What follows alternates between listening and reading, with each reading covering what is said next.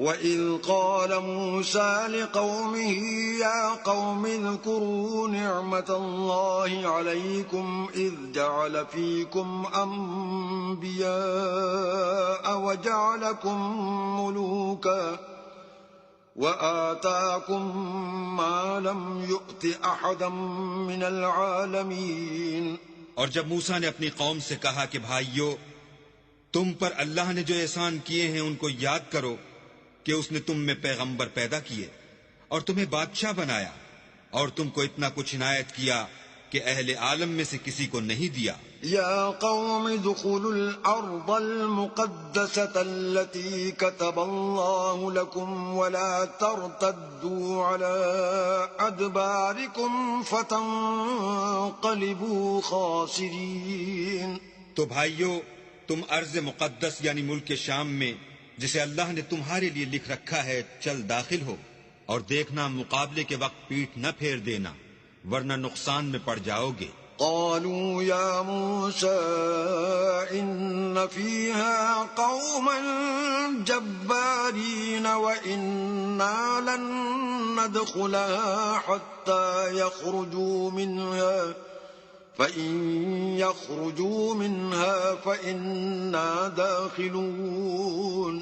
وہ کہنے لگے کہ موسیٰ وہاں تو بڑے زبردست لوگ رہتے ہیں، اور جب تک وہ اس سرزمین سے نکل نہ جائیں ہم وہاں جا نہیں سکتے، ہاں اگر وہ وہاں سے نکل جائیں تو ہم جا داخل ہوں گے۔ قال رجلان من الذين يخافون أنعم الله عليهم ادخلوا عليهم الباب فإذا دخلتموه فإنكم غالبون وعلى الله فتوكلوا إن كنتم مؤمنين۔ جو لوگ اللہ سے ڈرتے تھے ان میں سے دو شخص جن پر اللہ کی عنایت تھی کہنے لگے کہ ان لوگوں پر دروازے کے رستے سے حملہ کر دو، جب تم دروازے میں داخل ہو گئے تو فتح تمہاری ہے، اور اللہ ہی پر بھروسہ رکھو بشرطے کہ صاحب ایمان ہو۔ قالوا يا موسى إنا لن ندخلها أبدا ما داموا فيها فاذهب أنت وربك فقاتلا إنا هاهنا قاعدون۔ وہ بولے کہ موسیٰ جب تک وہ لوگ وہاں ہیں ہم کبھی وہاں نہیں جا سکتے، اگر لڑنا ہی ضرور ہے تو تم اور تمہارا اللہ جاؤ اور لڑو، ہم یہیں بیٹھے رہیں گے۔ قال رب انی لا املک الا نفسی واخی فافرق بیننا وبین القوم الفاسقین۔ موسیٰ نے اللہ سے التجا کی کہ پروردگار میں اپنے اور اپنے بھائی کے سوا اور کسی پر اختیار نہیں رکھتا، تو ہم میں اور ان نافرمان لوگوں میں جدائی کر دے۔ قال فإنها محرمة عليهم 40 سنة يتيهون في الأرض فلا تأس على القوم الفاسقين۔ اللہ نے فرمایا کہ وہ ملک ان پر 40 برس تک کے لیے حرام کر دیا گیا کہ وہاں جانے نہ پائیں گے اور جنگل کی زمین میں سرگرداں پھرتے رہیں گے، تو ان نافرمان لوگوں کے حال پر افسوس نہ کرو۔ وَاتْلُ عَلَيْهِمْ نَبَأَ ابْنَيْ آدَمَ بِالْحَقِّ إِذْ قَرَّبَا قُرْبَانًا فَتُقُبِّلَ مِنْ أَحَدِهِمَا وَلَمْ يُتَقَبَّلْ مِنَ الْآخَرِ قَالَ لَأَقْتُلَنَّكَ قَالَ إِنَّمَا يَتَقَبَّلُ اللَّهُ مِنَ الْمُتَّقِينَ۔ اور اے محمد صلی اللہ علیہ وآلہ وسلم ان کو آدم کے 2 بیٹوں حابیل اور قابیل کے حالات جو بالکل سچے ہیں پڑھ کر سنا دو کہ جب ان دونوں نے اللہ کی جناب میں کچھ نیازیں چڑھائیں تو ایک کی نیاز تو قبول ہو گئی اور دوسرے کی نیاز قبول نہ ہوئی، تب قابیل حابیل سے کہنے لگا کہ میں تجھے قتل کر دوں گا، اس نے کہا کہ اللہ پرہیزگاروں ہی کی نیاز قبول فرماتا ہے۔ لئن بسطت إلي يدك لتقتلني ما أنا بباسط يدي إليك لأقتلك إني أخاف الله رب العالمين۔ اور اگر تو مجھے قتل کرنے کے لیے مجھ پر ہاتھ چلائے گا تو میں تجھ کو قتل کرنے کے لیے تجھ پر ہاتھ نہیں چلاؤں گا. مجھے تو اللہ رب العالمین سے ڈر لگتا ہے.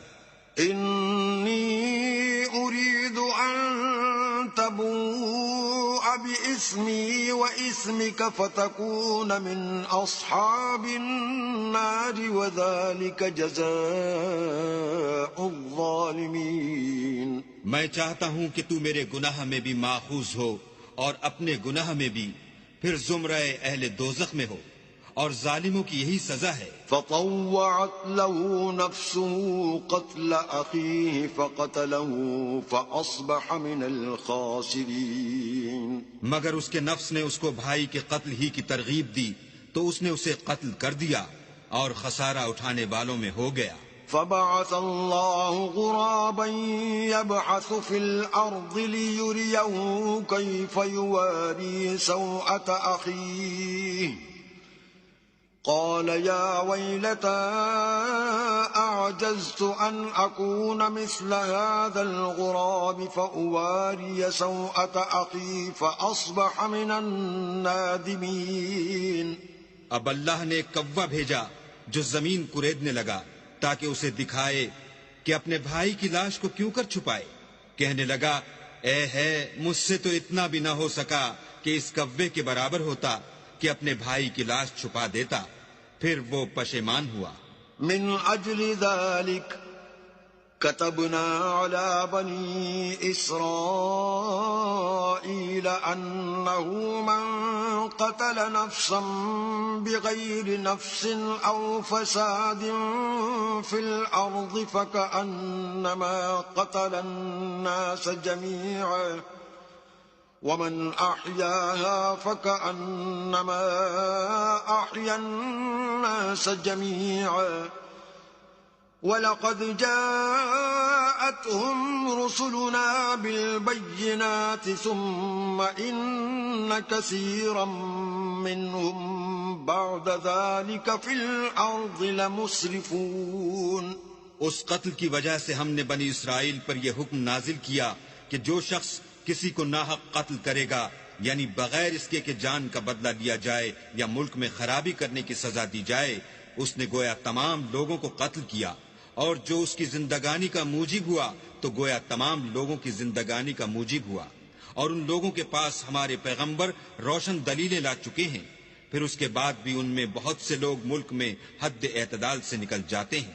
انما جزاء الذين يحاربون الله ورسوله ويسعون في الأرض فسادا أن يقتلوا أو يصلبوا أو تقطع أيديهم وأرجلهم من خلاف أو ينفوا من الأرض ذلك لهم خزي في الدنيا ولهم في الآخرة عذاب عظيم. جو لوگ اللہ اور اس کے رسول سے لڑائی کریں اور ملک میں فساد کرنے کو دوڑتے پھریں، ان کی یہی سزا ہے کہ قتل کر دیے جائیں یا سولی چڑھا دیے جائیں یا ان کے ایک ایک طرف کے ہاتھ اور ایک ایک طرف کے پاؤں کاٹ دیے جائیں یا ملک سے نکال دیے جائیں.